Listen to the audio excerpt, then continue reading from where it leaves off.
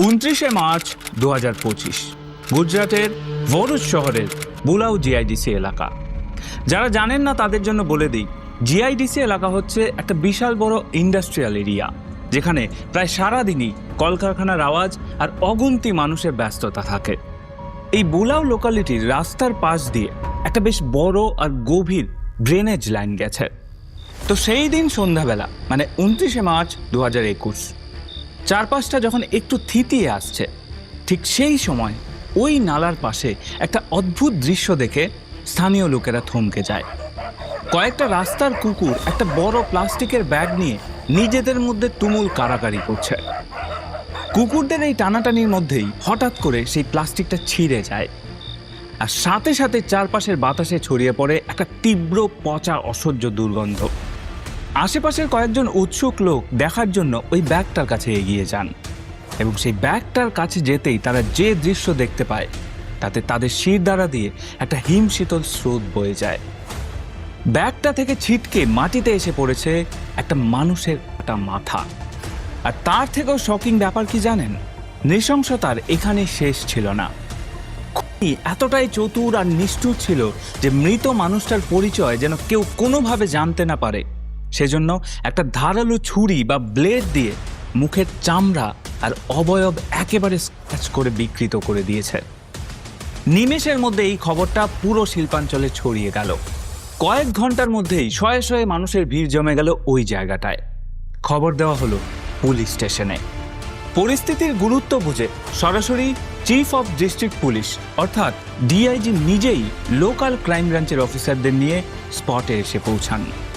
পুরো ঘটনাটা খতিয়ে দেখে তিনি ইমিডিয়েট অ্যাকশনের নির্দেশ দেন এবং তদন্তের জন্য তৎক্ষণাৎই তৈরি করেন 4টে বিশেষ টিম। পুলিশ সবার আগে ওই মাথাটা উদ্ধার করে ফরেনসিক আর পোস্টমর্টমের জন্য হাসপাতালে পাঠিয়ে দেয়। পরের দিন মানে 30 মার্চ 2025 সেদিন ছিল রবিবার। পুলিশের ধারণা ছিল মাথাটা যেহেতু নালার মধ্যে পাওয়া গেছে, তাই বডির বাকি অংশগুলো নিশ্চয়ই ওই নালাতেই পাওয়া যাবে। কিন্তু ওই নালাটা এতটাই নোংরা আর গভীর ছিল যে কোনো মেশিন দিয়ে খোঁজা সম্ভব ছিল না। তাই পুলিশ তড়িঘড়ি করে মিউনিসিপ্যালিটির স্যানিটেশন ওয়ার্কারদের ডেকে পাঠায় এবং শুরু হয় এক বিশাল ম্যানুয়াল সার্চ অপারেশন।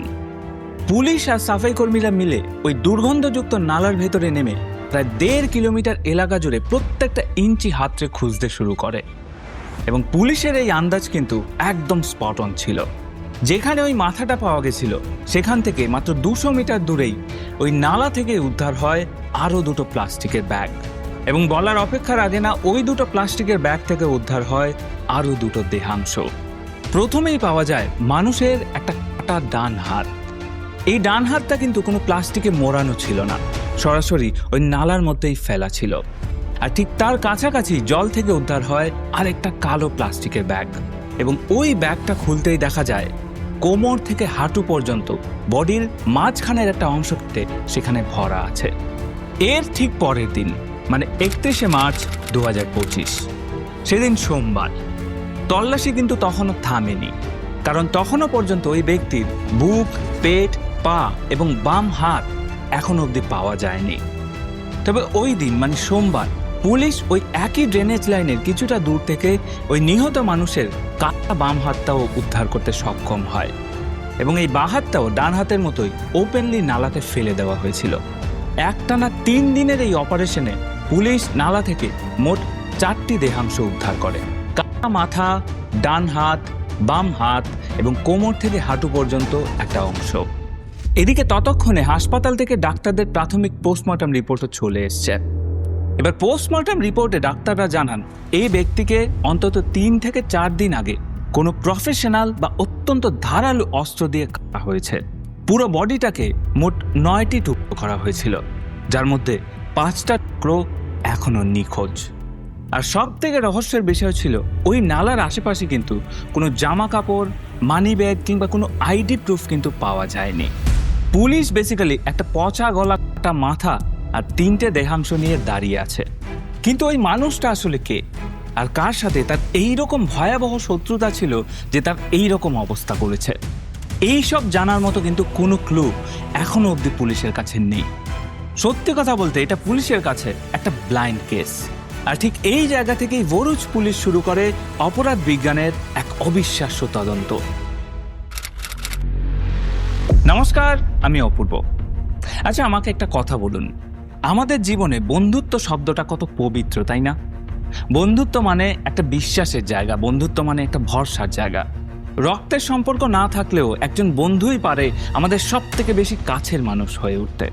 কিন্তু ভাবুন তো, যদি সেই বন্ধুর আড়ালেই লুকিয়ে থাকে একজন বিশ্বাসঘাতক, যদি আপনার সব থেকে কাছের মানুষটাই গোপনে আপনার পিঠে ছুরি মারার ছক কষে। আগে হ্যাঁ, আমাদের আজকের গল্পটা ঠিক এরকমই একটা জঘন্য বিশ্বাসঘাতকতা আর তীব্র প্রতিশোধের গল্প। তাহলে চলুন আর এক ফোঁটাও সময় নষ্ট না করে শুরু করা যাক আমাদের আজকের case, the Bharuch drainage murder mystery. তবে ভিডিওটা শুরু করার আগে আমি আপনাদেরকে একটা কথা বলতে চাই। এই যে চেয়ারটা দেখছেন, আমি যে চেয়ারটায় বসে আছি, এই চেয়ারটা এমনিতে খুব নর্মাল একটা চেয়ার, কিন্তু আমার কাছে এই চেয়ারটা অত্যন্ত গুরুত্বপূর্ণ একটা জায়গা। কেন জানেন? কারণ প্রত্যেক দিন যখন আপনাদের জন্য নতুন নতুন কেস এখানে বসে শ্যুট করি, তখন এই চেয়ারে বসার একমাত্র মোটিভেশন হচ্ছে আপনারা, আপনাদের প্রত্যেকটা কমেন্ট, আপনাদের প্রত্যেকটা অ্যাপ্রিসিয়েশন এবং আপনাদের প্রত্যেকটা সাবস্ক্রাইব। আপনারা এমনিতেই আমাদের এই চ্যানেলটাকে অনেক অনেক ভালোবাসা দিয়েছেন এবং আগামীতেও দেবেন, কিন্তু তাও আপনাদের সবার কাছে আমার অনুরোধ, যারা যারা এখনও আমাদের এই চ্যানেলটাকে সাবস্ক্রাইব করেননি কিন্তু নিয়মিত আমাদের ভিডিও দেখছেন, তারা প্লিজ আমাদের চ্যানেলটাকে সাবস্ক্রাইব করে দেবেন। আপনার একটা ক্লিক আমাদের কাছে কিন্তু বিরাট বড় মোটিভেশন, এবং শুধু আমার কাছে নয়, আমার গোটা টিমের কাছে একটা বিরাট বড় মোটিভেশন। তাই এখনও সাবস্ক্রাইব করে না থাকলে প্লিজ সাবস্ক্রাইব করে দেবেন। তাহলে চলুন ভিডিও শুরু করা যাক। এবার নালা থেকে 4টে পচা গলা দেহাংশ উদ্ধার করার পর ভরুচ পুলিশের অবস্থা তখন বেশ জটিল। না আছে কোনো আইডেন্টিটি প্রুফ, না আছে কোনো জামা কাপড়। এই ব্লাইন্ড কেসে মৃত মানুষটা আসলে কে, সেটাই তখন সব থেকে বড় প্রশ্ন। কিন্তু পোস্টমর্টম টেবিল থেকে পুলিশ পেয়ে গেল এমন দুটো ক্লু যা এই কেসের মোড় ঘুরিয়ে দিল। পোস্টমর্টম করার সময় ফরেন্সিক ডাক্তাররা নিহতের মাথার খুলিটা খুব ভালো করে এক্সামিন করেছিল, এবং ওই মাথাটার পরীক্ষা করতে গিয়ে তারা লক্ষ্য করেন নিহতের চোয়ালের দাঁতের উপর একটা মেটালিক বা সেরামিক কৃত্রিম টুথ ক্যাপ বসানো। ফরেন্সিক ডিপার্টমেন্টের ডাক্তাররা পুলিশকে একটা খুব ইম্পর্ট্যান্ট ইনফরমেশন দিলেন। তারা বললেন ওই মেটালিক ক্রাউনটা খুব রিসেন্টলি, মানে গত কয়েকদিনের মধ্যেই তাতে ফিট করা হয়েছে। বর্তমানে চিকিৎসা বিজ্ঞানের নিয়ম অনুযায়ী প্রত্যেকটা মানুষের দাঁতের সাইজ, চোয়ালের গঠন আর রুট ক্যানালের এক্স-রে, এগুলো প্রত্যেকটা মানুষের ইউনিক হয়। তার মানে এই ব্যক্তিটি যদি ভরুচ শহরেরই বাসিন্দা হয়ে থাকে, তবে কোনো না কোনো ডেন্টাল ক্লিনিকে তার ফাইল অবশ্যই পাওয়া যাবে, আর ওই ফাইলটা থেকেই পাওয়া যাবে সেই ব্যক্তির নাম, ঠিকানা, এমনকি ফোন নাম্বার। কিন্তু এটা শুনে যতটা সহজ মনে হচ্ছে, বাস্তবে কিন্তু এতটা সহজ ছিল না। আমাদের দেশে ডকুমেন্টেশন বা ডিজিটালি রেকর্ড রাখার ব্যবস্থা সব জায়গায় সমান নয়। অনেক ছোট বা লোকাল ডেন্টিস্ট রোগীদের প্রপার ফাইল মেনটেন করেন না। তবে ভরুচ শহরের পুলিশ কিন্তু দমে যায়নি। তারা বিষয়টাকে একটা চ্যালেঞ্জ হিসেবে নেয়। পুলিশ তখনই একটা স্পেশাল টিম তৈরি করে শহরের অলিতে গলিতে থাকা প্রত্যেকটা ছোট বড় ডেন্টাল ক্লিনিকে পাঠিয়ে দেয়। অফিসাররা প্রত্যেকটা ক্লিনিকে গিয়ে গত কয়েক সপ্তাহের ওপিডি রেজিস্টার আর এক্স-রে ফাইল চেক করতে শুরু করে। এদিকে পুলিশের একটা দল যখন ডেন্টিস্টদের দরজায় দরজায় ঘুরছে, তখন পোস্টমর্টম রুম থেকে ডাক্তাররা পুলিশকে আরও একটা ক্লু দেয়। এই ক্লুটা ছিল খুনি কতটা নিষ্ঠুর তার প্রমাণ। আসলে খুনি খুব ভালো করেই জানতো যে ভিকটিমের ডান হাতে ট্যাটু করা আছে, তাই পুলিশ যদি হাতটা পেয়ে যায় তাহলে ওই নাম দেখেই চিনে যাবে সে আসলে কে।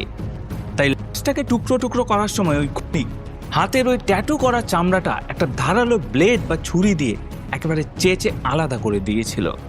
কিন্তু ওই যে কথায় বলে না, অপরাধী যতই চালাক হোক না কেন, কোনো না কোনো ভুল সে করবেই। এই খুনিও একটা ছোট্ট ভুল করে ফেলেছিল। ওই ট্যাটুটার ডিজাইন হিসেবে 3টে ছোট্ট ডট ছিল। তাড়াহুড়োর চক্করে খুনি ওই জায়গার চামড়াটা কাটতে ভুলে গেছে, যার ফলে পোস্টমর্টমের সময় ডাক্তাররা ডান হাতের কবজির ঠিক উপরের অংশে নিখুঁতভাবে ওই 3টে ডট খুঁজে পান। পুলিশের কাছে এখন ডেন্টাল রেকর্ডের পাশাপাশি একটা বড় ভিজুয়াল আইডেন্টিটি হচ্ছে এই ট্যাটু। এবার সাইবার সেল আর লোকাল থানার পুলিশ মিলে ভরুচ এবং তার আশেপাশে সব কটা থানা থেকে মিসিং ডায়েরি কালেক্ট করে এক জায়গায় জড়ো করে আনে। পুলিশ বেসিক্যালি 30 থেকে 40 বছর বয়সী পুরুষদের নিখোঁজ হওয়ার কেসগুলো আলাদা করে ফিল্টার করতে শুরু করে। এই স্ক্রিনিং প্রসেস চলাকালীন হুট করেই পুলিশের চোখে পড়ে একটা মিসিং ডায়েরি। নালার ভেতরে ওই কাটা মাথাটা পাওয়ার একদিন আগে, মানে 2025 সালের 28শে মার্চ, মোহিত চৌহান নামে এক যুবক ভরুচ থানায় এসে তার বড় ভাই শচীন চৌহানের নামে একটা নিখোঁজ কমপ্লেন রেজিস্টার করেছিল। পুলিশ আর এক মুহূর্ত সময় নষ্ট না করে মোহিত চৌহানের সাথে কন্ট্যাক্ট করে এবং তাকে থানায় ডেকে পাঠায়। মোহিত থানায় আসার পর পুলিশ যখন তাকে নালা থেকে পাওয়া তথ্যের উপর বেস করে কিছু প্রশ্ন করে, তখন মোহিতের মুখ থেকে দুটো চাঞ্চল্যকর তথ্য বেরিয়ে আসে।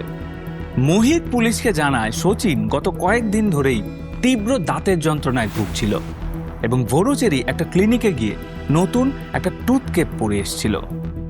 এরপর মোহিত তার মোবাইল থেকে শচীনের একটা ছবি দেখায় এবং পুলিশ অফিসাররা ছবিটা জুম করে দেখতেই সবার চোখ গিয়ে আটকায় শচীনের ডান হাতের কবজিতে সেই ট্যাটুটার দিকে।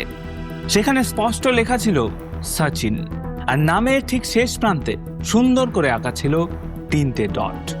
এই 3টে ডট নালায় পাওয়া ওই কাটা ডান হাতের ডটের সাথে একেবারে হুবহু মিলে যায়।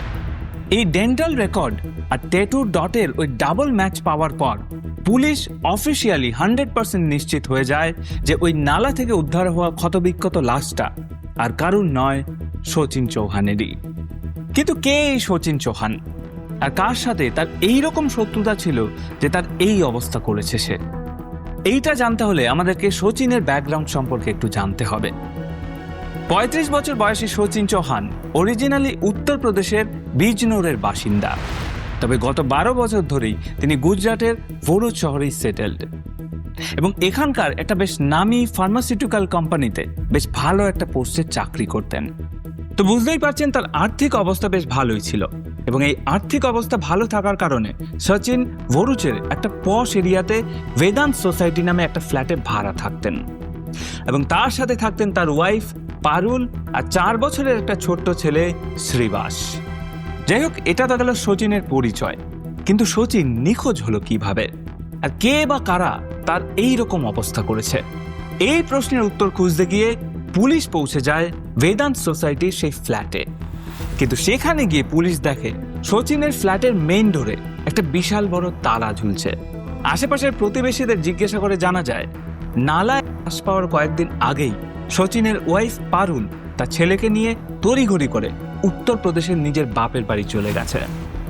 এবার শচীনের দেহাংশ উদ্ধারের ঠিক আগের মুহূর্তে তার পুরো ফ্যামিলির এইভাবে উধাও হয়ে যাওয়াটা পুলিশের মনে একটা গভীর সন্দেহের জন্ম দেয়। তাহলে কি এই তালাবন্ধ ঘরের ভেতর এমন কোনো রহস্য লুকিয়ে আছে যা এই কেসটাকে আরো গভীরে নিয়ে যেতে পারে?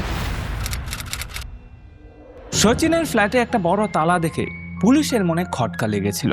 পুলিশ আর এক ফোঁটাও সময় নষ্ট না করে সোজা একটা টিম পাঠিয়ে দেয় উত্তরপ্রদেশের বিজনোরের চাঁদপুর গ্রামে। চাঁদপুরে শচীনের শ্বশুর বাড়ি। সেখানে পৌঁছে যখন পুলিশ শচীনের ওয়াইফ পারুলকে জেরা করতে শুরু করে, পারুল কিন্তু তখন একদম রিল্যাক্সড। তিনি খুব নর্মাল আর সরলভাবে পুলিশকে জানায় যে শচীন তার কোম্পানির কোনো একটা জরুরি অফিসিয়াল কাজের জন্য সম্ভবত ব্যাঙ্গালুর গেছে। আর পারুলের এই একদম স্বাভাবিক আর সোজা উত্তর পুলিশকে বেশ খানিকটা কনফিউশনে ফেলে দেয়। পারুল যদি কিছুই না জানবে তবে তার ঘর তালা বন্ধ কেন? এই তদন্তে সব থেকে বড় টুইস্টটা আসে তখন যখন পুলিশ বিজনোরে থাকা শচীনের নিজের ভাই মোহিত চৌহানের মুখোমুখি হয়। মোহিতের সাথে কথা বলতেই পুলিশের সামনে উঠে আসে শচীনের নিখোঁজ হওয়া আর তার ফোন বন্ধ হওয়ার আসল টাইমলাইনটা। গত 7ই মার্চ গ্রামে একটা বিয়ের অনুষ্ঠান ছিল। সেই ফ্যামিলি ফাংশনটা অ্যাটেন্ড করার জন্যই শচীন তার ওয়াইফ আর ছেলেকে নিয়ে তাদের গ্রামের বাড়ি এসেছিল এবং বিয়েটা মিটে যাওয়ার পর ঠিক হয় যে পারুল আর তার ছেলে কয়েকদিন এই গ্রামেই থাকবে আর শচীন একাই ফিরে যাবে ভরুচের সেই ফ্ল্যাটে। এবং পরে শচীন ট্রেনের টিকিট কেটে পাঠালে পারুল ছেলেকে নিয়ে ফিরবেন। সবকিছুই ঠিকঠাক চলছিল, কিন্তু গত 25শে মার্চ থেকে শচীনের সাথে ফ্যামিলির সমস্ত কন্ট্যাক্ট হুট করে বন্ধ হয়ে যায়। মোহিত পুলিশকে জানায় যে 25 তারিখ যখন শচীনকে বারবার ফোন করা হচ্ছিল তখন প্রথমে তার ফোনটা রিং হচ্ছিল কিন্তু কেউ রিসিভ করছিল না এবং তার কিছুক্ষণ পরেই ফোনটা পুরোপুরি সুইচ অফ হয়ে যায়। কিন্তু সচিনের ফোনটা সুইচ অফ হওয়ার ঠিক আগের মুহূর্তে মোহিতের ফোনে সচিনের নাম্বার থেকে একটা অদ্ভুত আর লম্বা টেক্সট মেসেজ আসে। সেই টেক্সট মেসেজটায় কি লেখা ছিল জানেন?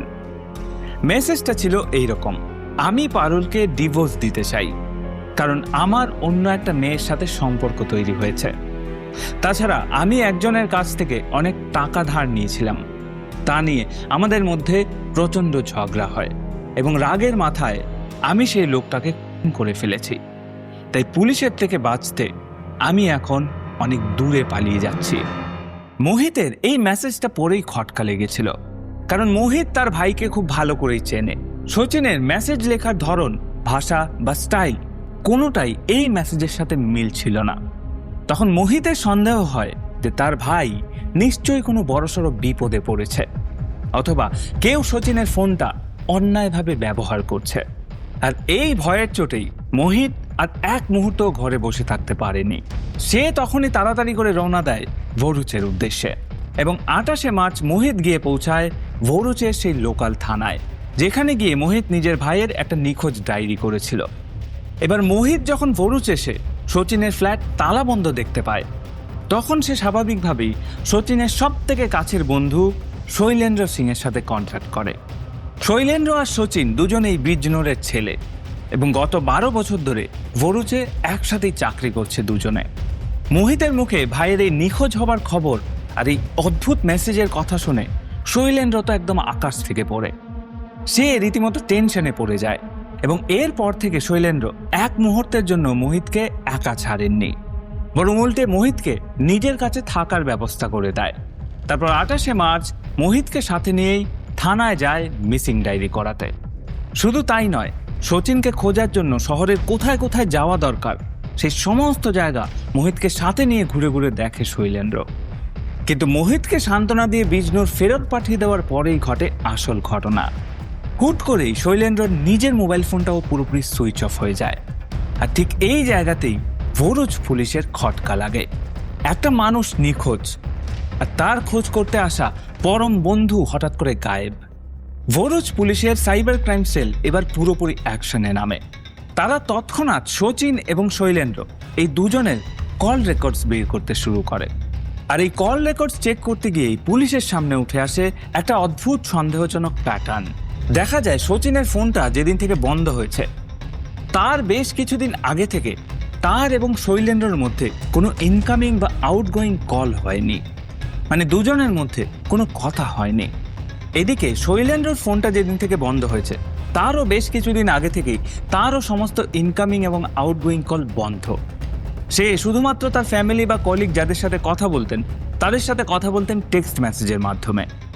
এবার এইখানে একটা কথা বলে রাখি, ক্রিমিনাল সাইকোলজিতে একটা খুব সাধারণ সূত্র আছে। যারা কোনো বড় অপরাধ করে তারা অনেক সময় ভয়ে বা নার্ভাসনেসের কারণে ফোনে সরাসরি কথা বলতে চায় না। তাদের মনে হয় ফোনে কথা বললে গলার স্বর কেঁপে উঠতে পারে বা উত্তেজিত হয়ে যেতে পারে, যেটা দেখে কেউ তাদেরকে সন্দেহ করতে পারে। ওই যে বলে না, চোরের মনে পুলিশ পুলিশ, এরকম একটা ব্যাপার। তাই এই ক্ষেত্রে অপরাধীরা কল করার চেয়ে মেসেজে কথা বলতে বেশি সেফ ফিল করে। আর শৈলেন্দ্রর ফোনের এই সেম বিহেভিয়ার দেখে পুলিশের সন্দেহ আরও বেড়ে যায়। এবার এই সময়ে এসে পুলিশ তাদের দ্বিতীয় অস্ত্রটা ব্যবহার করে। নালা থেকে যখন সচিনের 4টে দেহাংশ উদ্ধার হয়েছিল তখন পুলিশ ওই বডি ডাম্পিং এরিয়ার আশেপাশে এবং সেই রাস্তার ধারে থাকা সমস্ত সিসিটিভি ফুটেজ স্ক্যান করা শুরু করে। পুলিশ বেসিক্যালি ফোকাস করেছিল রাত 12টা থেকে ভোর 5টার টাইম লাইনের উপর, কারণ ওই সময়টাই ছিল লাশ ফেলার জন্য মোক্ষম সময়। ক্রাইম ব্রাঞ্চের অফিসাররা যখন ঘন্টার পর ঘন্টা ফুটেজ চেক করছিল তখন একটা নির্দিষ্ট ফুটেজে এসে তাদের চোখ আটকে যায়। দেখা যায় মাঝরাত আর ভোরের দিকে একটা পার্টিকুলার স্কুটিতে করে এক মহিলা ওই এলাকায় বারবার যাতায়াত করছেন। একবার ভালো করে ভাবুন, ভোর 4টের সময় ভরুচের মতো একটা নির্জন আর অন্ধকার ইন্ডাস্ট্রিয়াল এরিয়ার ড্রেনেজ লাইনের দিকে কোনো মহিলা একা একা স্কুটি নিয়ে কেন যাতায়াত করবেন? স্বাভাবিকভাবেই পুলিশেরও এই বিষয়টাকে অস্বাভাবিক লাগে এবং সেই সন্দেহ থেকেই ওই নির্দিষ্ট স্কুটির রুট আর টাইমলাইন ট্র্যাক করতে শুরু করে। দেখা যায় ওই ম্যাক্সি পরা মহিলা ভোর 4:20 নাগাদ ড্রেনেজ লাইনের দিকে যাচ্ছে এবং ঠিক 8 ঘন্টা পর মানে 4:50 নাগাদ আবার এই একই রাস্তা দিয়ে ব্যাক করছেন।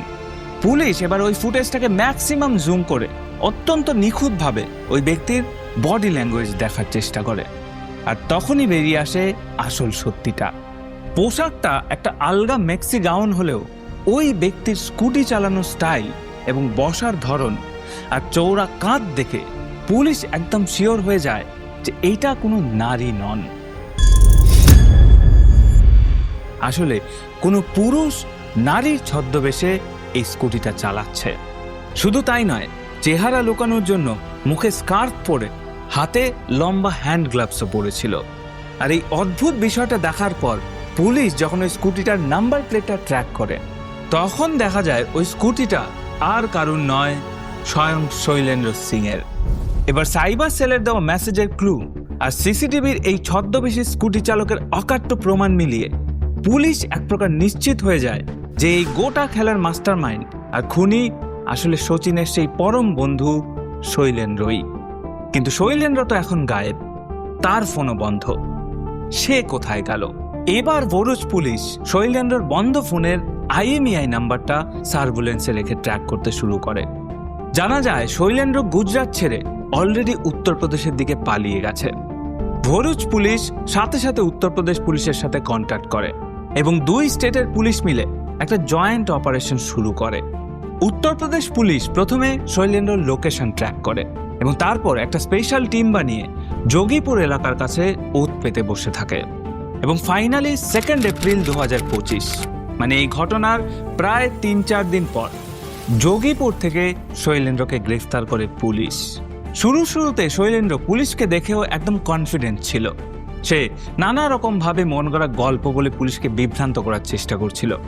কিন্তু ভরুচ পুলিশ যখন তার সামনে তার ফোনের CDR রিপোর্ট, সেই টেক্সট মেসেজের ভাষা এবং ভরুচের রাস্তায় ভোরবেলা ম্যাক্সি পরে স্কুটি চালানোর সিসিটিভি ফুটেজ রাখে, তখন শৈলেন্দ্র মানসিকভাবে পুরোপুরি ভেঙে পড়ে এবং শেষ পর্যন্ত শৈলেন্দ্র এমন এক হাড় হিম করা সত্যি কথা স্বীকার করে যেটা শুনলে আপনার শিরদাঁড়া দিয়েও ঠান্ডা স্রোত বয়ে যাবে। শৈলেন্দ্র স্বীকার করে নেয় যে সে নিজেই তার 12 বছরের পুরনো বন্ধু, শৈশবের সব থেকে কাছের বন্ধু শচীন চৌহানকে অত্যন্ত নৃশংসভাবে খুন করেছে।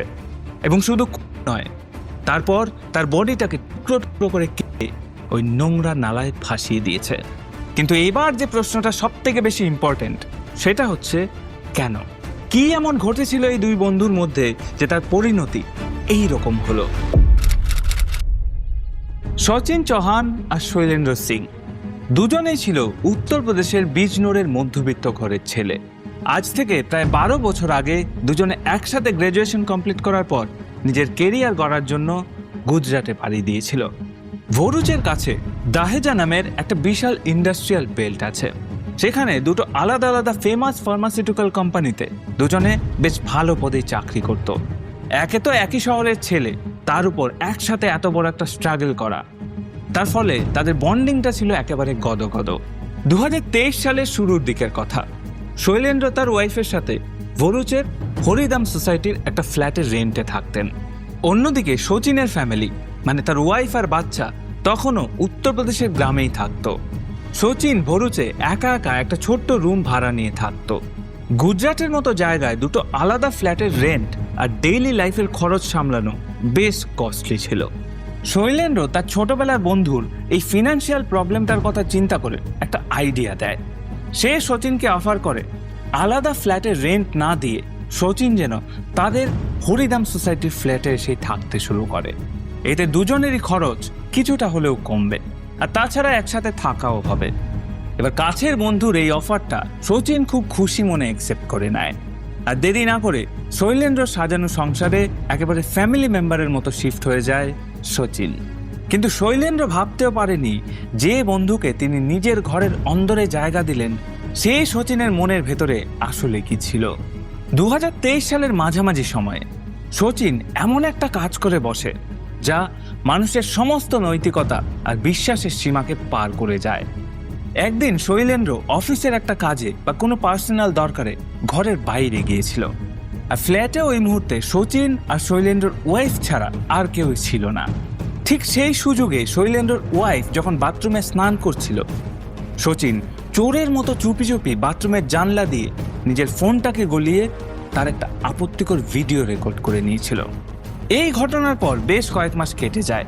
তারপর 2023 সালের শেষের দিকে শচীনের ওয়াইফ পারুল আর তার ছেলে ফরুজ চলে আসে এবং তখনই শচীন শৈলেন্দ্রর ফ্ল্যাট ছেড়ে বেদান্ত সোসাইটির মধ্যে একটা আলাদা ফ্ল্যাটে শিফট হয়ে যায়।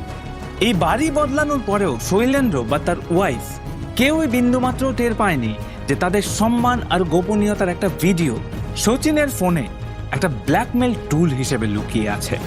তবে এই অবধিও এই দুই বন্ধুর মধ্যে কিন্তু কোনো ঝামেলা ছিল না। এই বন্ধুত্বের রিলেশনটা অন্য মোড় নেয় যখন শৈলেন্দ্র হঠাৎ করে ফ্যামিলির কোনো একটা কারণে প্রায় 4 লাখ টাকা খুব জরুরি প্রয়োজন হয়ে পড়ে। এবার স্বাভাবিকভাবেই শৈলেন্দ্র তার সব থেকে বিশ্বস্ত বন্ধু শচীনের কাছে ফিনান্সিয়াল হেল্প চায়। তো শচীনও যথারীতি বন্ধুর বিপদে এগিয়ে আসে এবং নিজের নামে একটা প্রাইভেট ফিনান্স কোম্পানি থেকে প্রায় 4 লাখ টাকার একটা লোন তুলে ক্যাশ টাকা শৈলেন্দ্রর হাতে তুলে দেয়। দুজনের মধ্যে কথা হয়েছিল যে শৈলেন্দ্র প্রত্যেক মাসে সেই লোনের ইএমআই এর টাকাটা শচীনের হাতে তুলে দেবে আর শচীন সেটা ব্যাংকে ডিপোজিট করে দেবে। এবং প্রথম কয়েক মাস ধরে সবকিছু খুব স্মুথলি ছিল, কিন্তু কিছুদিন পরেই শৈলেন্দ্রর কিছু ফিনান্সিয়াল ক্রাইসিসের জন্য ইএমআই এর টাকা দিতে কয়েকদিন লেট হতে শুরু করে। এবার যেহেতু লোনটা অফিসিয়ালি শচীনের নামে ছিল, তাই ব্যাংকের প্রেশার আর লেট ফাইন শচীনের উপর আসছিল এবং এই ইএমআই নিয়েই দুই বন্ধুর এই মধুর সম্পর্কে প্রথম ফাটল ধরল। শুরু হলো প্রতিদিনের ঝগড়া, কথা কাটাকাটি আর চরম তিক্ততা। টাকার তাগাদা দিতে দিতে 2025 সালের শুরুর দিকে শচীন নিজের ধৈর্যের শেষ সীমায় পৌঁছে যায় এবং তখন সে একটা ভয়ঙ্কর ডিসিশন নিয়ে নেয়। একদিন তীব্র ঝগড়ার মধ্যে শচীন আচমকা শৈলেন্দ্রর মুখের সামনে নিজের ফোনের স্ক্রিনটা অন করে ওই ভিডিওটা দেখায়। ফোনের ডিসপ্লেতে নিজের ওয়াইফের সেই বাথরুমের গোপন ভিডিওটা দেখে শৈলেন্দ্র একেবারে স্তব্ধ হয়ে যায়। তার পায়ের তলার মাটি এক নিমেষের মধ্যে সরে যায়। শৈলেন্দ্র কোনোদিন স্বপ্নেও ভাবতে পারেনি যে ছোটবেলার বন্ধু, যার সাথে স্কুল থেকে আজ পর্যন্ত এত লম্বা একটা সময় কাটিয়েছে সে, এমনকি যার সাথে নিজের এটিএম পিন পর্যন্ত শেয়ার করা যায়, সেই মানুষটা তার সাথে এইরকম একটা নোংরা খেলা খেলতে পারে। শচীন পরিষ্কার থ্রেট দেয়, শৈলেন্দ্র যদি লোনের টাকাটা টাইমে না মেটায়, তার কথা মতো না চলে, তবে এই ভিডিও সে ইন্টারনেটে ভাইরাল করে দেবে এবং শৈলেন্দ্র আর তার ওয়াইফের সোশ্যাল ইমেজ চিরতরে শেষ করে দেবে। শৈলেন্দ্র বারবার পুরনো বন্ধুত্বের দোহাই দিয়ে হাত জোর করে রিকোয়েস্ট করতে থাকে ভিডিওটা ডিলিট করার জন্য, কিন্তু শচীনের কানে তখন আর কোনো কথাই যায় না। উল্টে শচীন তখন শৈলেন্দ্রকে ক্রমাগত মানসিকভাবে টর্চার আর ব্ল্যাকমেল করতে শুরু করে। এদিকে নিজের ওয়াইফের সম্মান হারানোর তীব্র ভয়, প্রতিদিনের এই মেন্টাল ট্রমা আর সব থেকে কাছের মানুষের দেওয়া এই চরম বিশ্বাসঘাতকতাই শৈলেন্দ্রের মনের ভেতরে এক ভয়ঙ্কর অনিয়ন্ত্রিত ক্ষোভ আর আগুনের জন্ম দিচ্ছিল, যা শেষ পর্যন্ত শচীনকে 9টা টুকরো করার মতো এক বীভৎস আর নারকীয় হত্যাকাণ্ডের দিকে নিয়ে যায়। কিন্তু 25শে মার্চে সেই অভিশপ্ত রাতে ঠিক কি ঘটেছিল, শৈলেন্দ্র এই প্ল্যানটাকে ঠিক কিভাবে এক্সিকিউট করেছিল, সেটাই জানবো ভিডিওর লাস্ট চ্যাপ্টারে।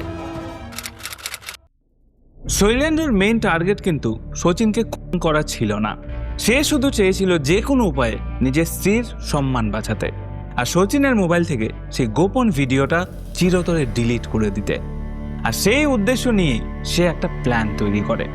25শে মার্চ 2025 সন্ধে নামার আগেই শৈলেন্দ্র তার স্ত্রীকে উত্তরপ্রদেশের বাপের বাড়িতে পাঠিয়ে দেয়, যাতে ওই ফ্ল্যাটে তারা দুই বন্ধু ছাড়া আর কোনো তৃতীয় ব্যক্তি না থাকে। এরপর সে শচীনকে ফোন করে একটা ডিনার পার্টির বাহানায় নিজের বাড়িতে ডাকে।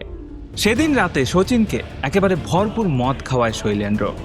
শচীন যখন অতিরিক্ত মদ্যপানের কারণে একসময় গভীর ঘুমে তলিয়ে যায়, তখন শৈলেন্দ্র সুযোগ বুঝে চুপি চুপি শচীনের ফোনটা নিজের হাতে তুলে নেয়। সে ফোনের লক খুলে গ্যালারিতে ওই ভিডিওটা খুঁজছে। ঠিক এমন সময় হঠাৎ করেই শচীনের ঘুম ভেঙে যায় আর সে নিজের মোবাইলটা শৈলেন্দ্রর হাতে দেখে একেবারে রেগে আগুন হয়ে চিৎকার শুরু করে।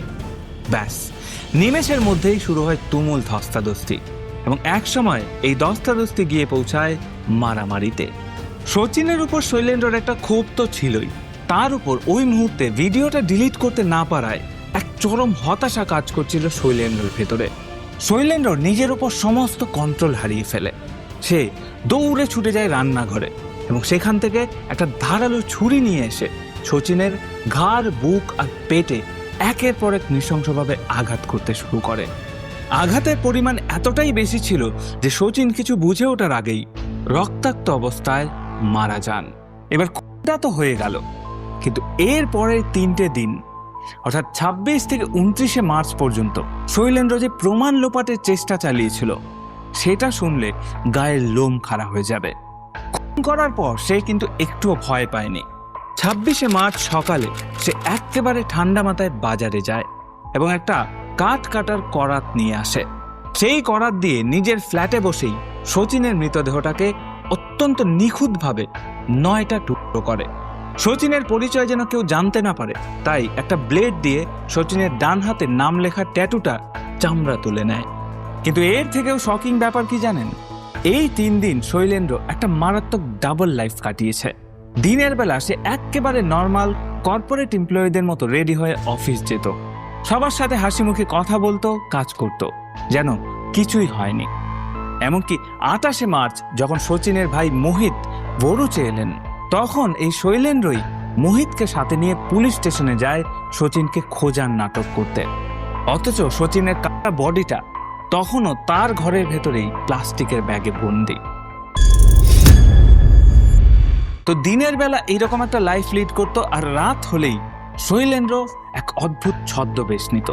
শহরে সিসিটিভি ক্যামেরাকে ফাঁকি দেওয়ার জন্য সে একটা ঢিলে ঢালা ম্যাক্সি পরে, মাথায় আর মুখে ওড়না জড়িয়ে, হাতে লম্বা লম্বা হ্যান্ড গ্লাভস পরে নিজের স্কুটি নিয়ে রাতের অন্ধকারে বেরিয়ে যেত শহরের নির্জন অন্ধকারে। আর সেই অন্ধকারে নির্জন ড্রেনেজ লাইনে গিয়ে প্রত্যেক রাতে 2-3টে করে বডির টুকরো ফেলে আসতো। শুধু তাই নয়, তদন্তকে ঘুরিয়ে দেওয়ার জন্য শৈলেন্দ্র হাইটেক সাইবার জালিয়াতিরও আশ্রয় নিয়েছিল। সে সচিনের ফোন থেকে তার ভাই মোহিতের মোবাইলে একটা মন গড়া মেসেজ পাঠিয়েছিল, যাতে তার ফ্যামিলি ভাবে সচিন পরকীয়া আর খুনের কেসে ফেঁসে যাবে বলে নিজেই কোথাও পালিয়ে গেছে। এখানেই শেষ নয়, সে সচিনের এটিএম কার্ডটাকে একটা এনভেলপে ভরে সেটার উপর ওই এটিএম কার্ডের পিন নাম্বার লিখে দিল্লিগামী একটা দূরপাল্লার ট্রেনের ভেতর ফেলে দিয়েছিল।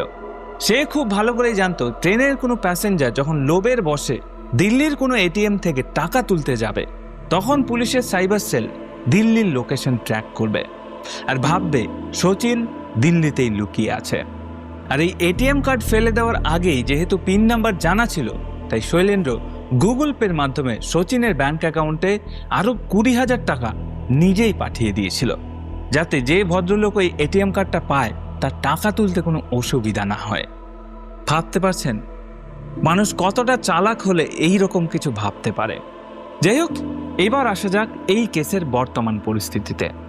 2 এপ্রিল 2025 উত্তরপ্রদেশের যোগীপুর থেকে অ্যারেস্ট হওয়ার পর শৈলেন্দ্র সিংকে গুজরাটের ভরুচ পুলিশের হাতে তুলে দেওয়া হয়।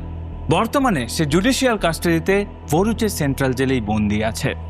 এই অপরাধের ধরন এতটাই জঘন্য আর প্রি প্ল্যান ছিল যে আদালত তার জামিনের আবেদন বারবার রিজেক্ট করে দিয়েছে।